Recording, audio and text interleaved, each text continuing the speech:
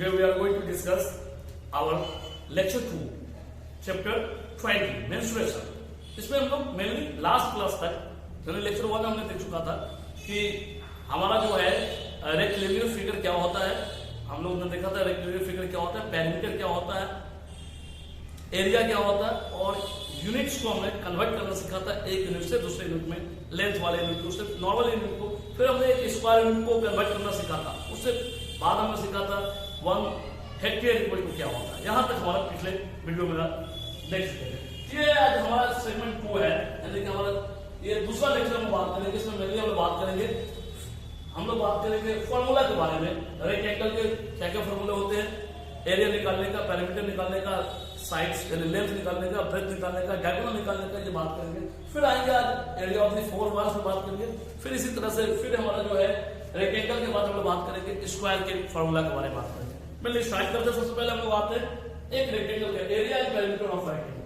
हमने एक रेक्टेंगल ले लिया, यहाँ ए बी सी एक रेक्टेंगल है जिसमें ए बी को हमने लेंथ कंसीडर किया, लेंथ हमने यहाँ मेंशन नहीं किया, लेंथ भी एल एंड ब्रेथ भी बी मेंशन नहीं किया। ये आप मान लीजिए कि लेंथ एल से इंडिकेट करते हैं, लेंथ को बी से ब्रेथ को इंडिकेट करते हैं। तो हमारा सबसे पहला फॉर्मूला आता है एरिया एंड पेरीमीटर। सबसे पहले एक हम लिखते हैं एरिया ऑफ रेक्टेंगल, क्योंकि रेक्टेंगल की बात करें इसलिए यहाँ पर एरिया भी मेंशन करते हैं। एरिया का फॉर्मूला क्या होता है, L into B, length into breadth, L into B. ये हमारा होता है एल इंटू बी। ये होता है स्क्वायर यूनिट। स्क्वायर यूनिट से मतलब हमने आपको लास्ट क्लास बताया था centimetre square, metre square, millimetre square, kilometre square, जो भी यूनिट होगा उसके स्क्वायर यूनिट। तो हमारा हो गया area of rectangle equal to क्या हो गया, एल इंटू बी। दूसरा हमारा आता है फॉर्मूला, दूसरा आता है पेरीमीटर।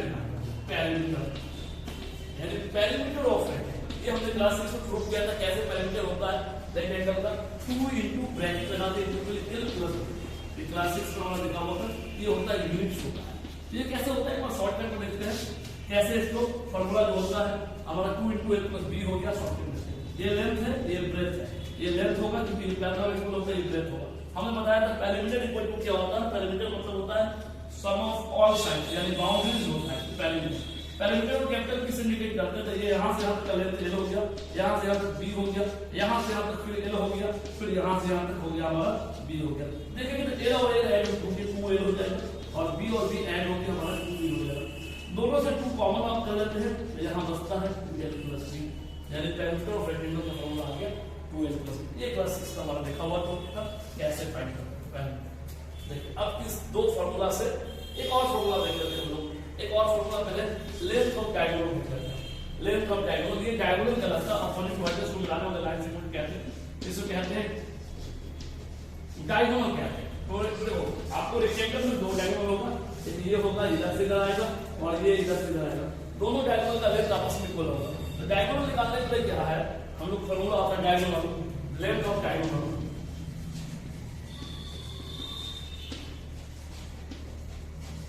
ये होता है L square plus B square under root, क्योंकि लेंथ है इसलिए ये होगा यूनिट्स होगा। क्यों होगा इस पे बात करते हैं।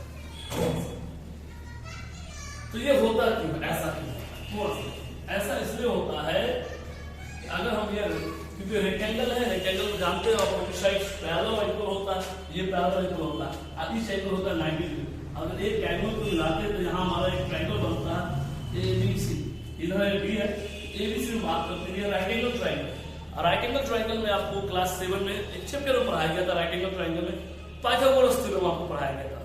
पाइथागोरस चैप्टर 15 में आपको पढ़ाया गया, ट्रायंगल से बताया गया था। ये ट्रायंगल राइट एंगल ट्रायंगल है, ये राइट एंगल ट्रायंगल है, ये बी सॉरी ये एल है, ये बी है। तो ये फाइंड करना, एच फाइंड करना, ये एच जिसको कहते हैं। तो एच इक्वल टू ये एच अगर होता है तो ये क्या होता है, पी बी के जो मानते थे ये आपको हो गया AC। सपोज ये AC है, AC सबसे बड़ा लेंथ होता है, सबसे बड़ा लेंथ फाइंड करने के लिए बचे हुए छोटे लेंथ के स्क्वायर का सम करते थे, स्क्वायर का सम करते थे और अंडर रूट इधर का स्क्वायर का इधर रूट आता था। यानी पाइथागोरस थ्योरम से हम निकालते हैं इसका plus B square under root. सबसे बड़ा लेंथ है इस ट्रायंगल का, ABC ट्रायंगल का सबसे बड़ा लेंथ है, इसी को कहते हैं डायगोनल। डायगोनल निकालने को L का स्क्वायर प्लस B का स्क्वायर अंडर रूट होता है। इससे हमारे बहुत सारे फॉर्मूला निकलता है। अब देखिए हमारा जो एरिया से कौन-कौन फॉर्मूला आता है। एरिया में देखिए एरिया दिया हुआ है, एरिया फाइंड करना है जब लेंथ ऑफ ब्रेथ दिया हुआ है, तब यदि ये गिवन है L और B तब आपको एरिया निकालने का फॉर्मूला ये है। इसी से हमारा आता है 4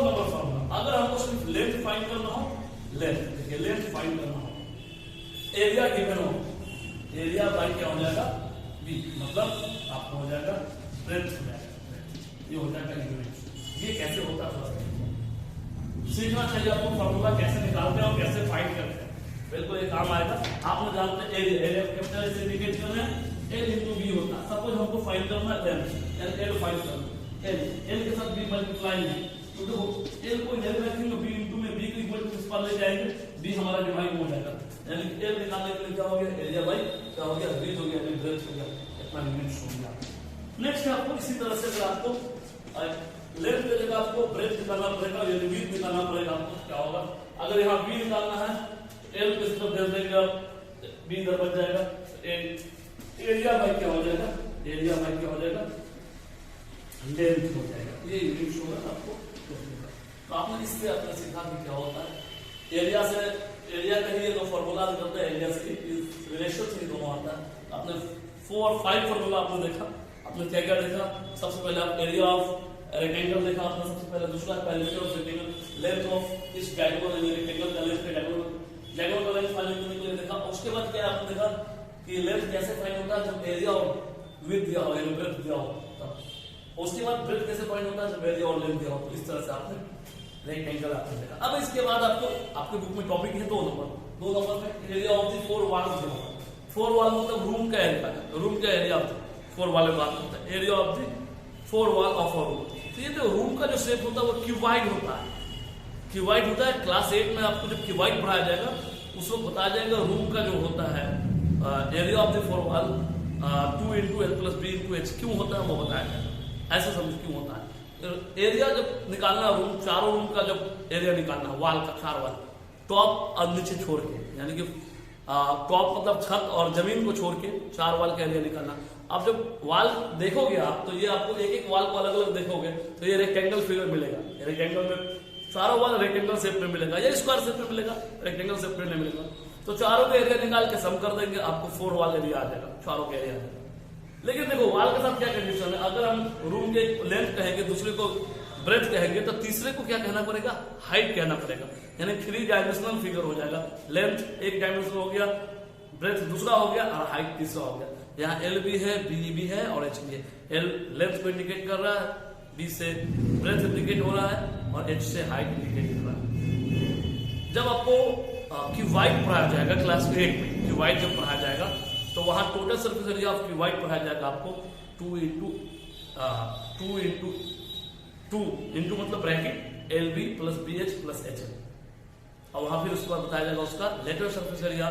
तब आपको समझ में आएगा एरिया ऑफ द वॉल कैसे निकलता है। वह फॉर्मूला डिराइव करेंगे क्लास 8 में, छोड़ते हैं उसको। फिलहाल हम लोग फॉर्मूला समझते हैं, एरिया ऑफ वॉल का फॉर्मूला क्या होता है। यहाँ इसको आप नोट कर लेंगे कॉपी में, क्योंकि आपको याद नहीं करना है, इसको काम आएगा ये फॉर्मूला, बहुत काम का। नेक्स्ट हम लोग आते हैं पॉइंट नंबर 2 में।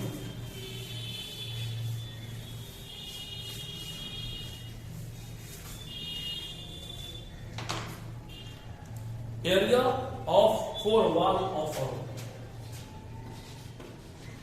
हमारा है area of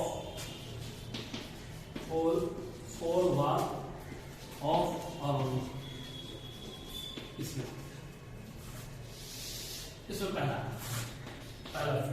area of the 4 wall, area of the 4 wall.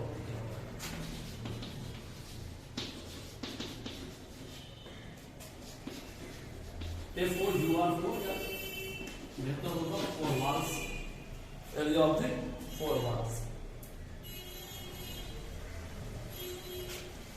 देखो क्या हो area of the 4 walls 2 into LB into H, क्योंकि एरिया है इसलिए हो जाएगा स्क्वायर यूनिट, क्या हो जाएगा square 2 into LB plus 2 into LB plus H, LB 2 into length plus breadth into height.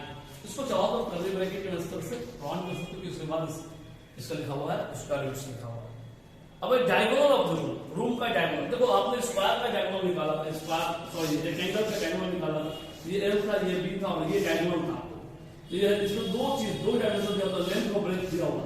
तो आपने ये इसका निकाला था L square B square under root निकाला, अभी जस्ट है क्योंकि इसमें दो लेंथ और ब्रेथ होता है, रूम में तीनों होता है, लेंथ भी होता है, ब्रेथ भी होता है, हाइट भी होता है।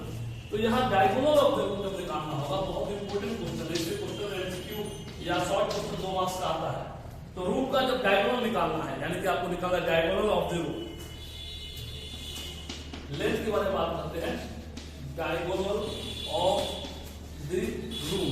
डायगोनल ऑफ द रूम का मतलब length of diagonal of the room. Length के संदर्भ में बात करते हैं, length of diagonal of the room, यानी डायगोनल ऑफ द रूम। जिस तरह से आप एल बी होता है, एल का स्क्वायर बी का स्क्वायर, वहां तो रूम में कौन आएगा, एल बी आएगा, बी बी आएगा और क्या आएगा, एच बी आएगा। तो एल का भी स्क्वायर हो जाएगा, बी का भी स्क्वायर हो जाएगा और एच का भी स्क्वायर हो जाएगा। और ये लेंथ है, इसलिए ये क्या हो जाएगा, हमारा आ जाएगा यूनिट्स हो जाएगा। ये हमारा एरिया ऑफ द 4 वॉल्स हुआ। इसको भी आपको याद कर लेना, मतलब रिमेंबर कर लेना, याद करके रखना, क्योंकि बहुत काम का है, बहुत इंपॉर्टेंट है। इससे हमारे चैप्टर में क्वेश्चन है, सब क्वेश्चन को देखेंगे, सब क्वेश्चन पे बेस्ड क्वेश्चन को देखेंगे। बाद में वो फार्मूला रिकॉल कराएंगे आपको, कैसे कौन सा फार्मूला आ रहा है, कौन सा फार्मूला। हमारा नेक्स्ट फार्मूला का सेक्शन जो आता है वो आ रहा है area and perimeter of a square, यानी कि तीसरा पॉइंट हमारा है area and perimeter of a square.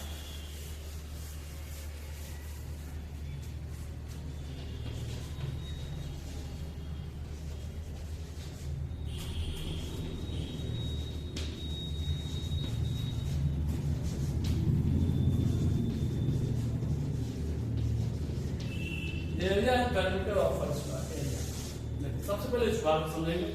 Square एक रेक्टेंगल का ही छोटा सा शेप होता है। रेक्टेंगल में लेंथ और ब्रेथ डिफरेंट लेंथ का होता है, दोनों अलग अलग होता है। स्क्वायर के साथ क्या होता है, इसका लेंथ और विड्थ यानी ब्रेथ जो होता है, दोनों आपस में क्या हो जाता है, इक्वल होता है।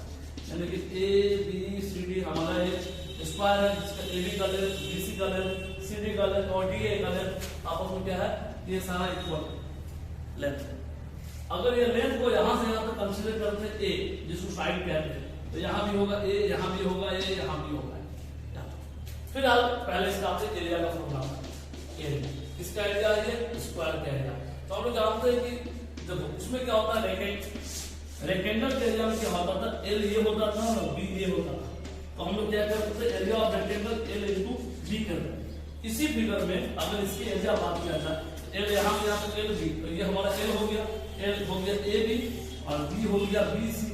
तो ए बी का यहां से यहां तक साइड को हम लोग ए से इंडिकेट करें, बी को भी क्या किया, बी सी को भी ए से इंडिकेट किया, ए मल्टीप्लाई होकर ए स्क्वायर हो जाता है, ए स्क्वायर हो जाता है।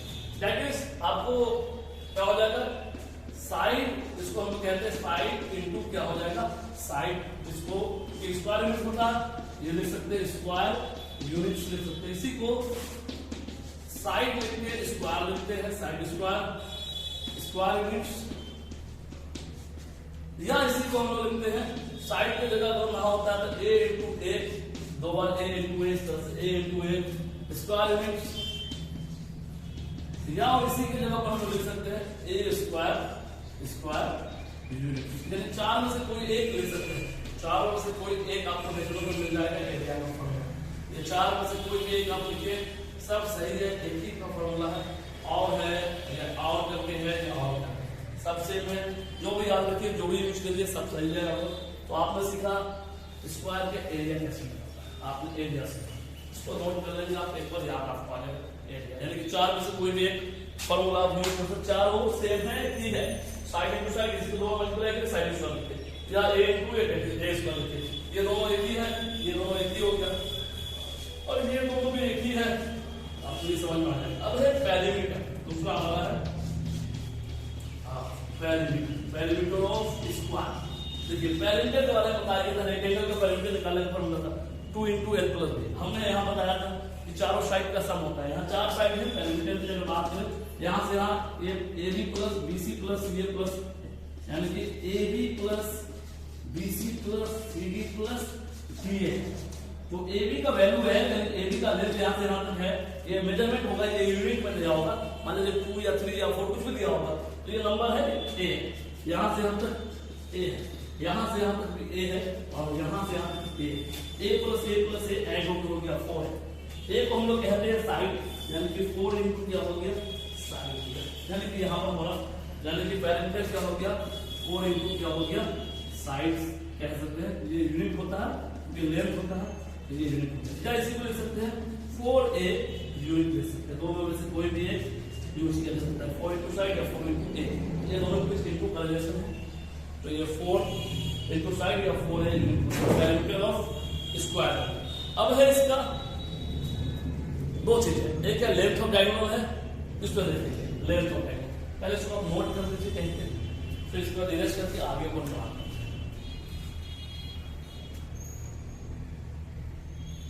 दो तक हो गया हमारा 3 नंबर का। 3 नंबर में इसी फॉर्मूला से हम लोग थोड़ा सा एरिया के फॉर्मूला से हम लोग क्या क्या निकाल सकते हैं। एरिया का फॉर्मूला से आपको दिया होता है साइड स्क्वायर आपको दिया होता है। तीसरा फॉर्मूला अगर आते हैं, तीसरा फॉर्मूला ये तीसरा फॉर्मूला, अगर हमको एरिया गिवन है साइड फाइंड करना है तो साइड इक्वल टू क्या हो जाएगा एरिया, और ये स्क्वायर जब अगर आता है तो ये आ जाता है स्क्वायर रूट आ जाता है। मतलब ऐसे समझो ये स्क्वायर को जब भेज दिए साइड अकेला बच गया, स्क्वायर जो आता है रूट में बदल जाता है।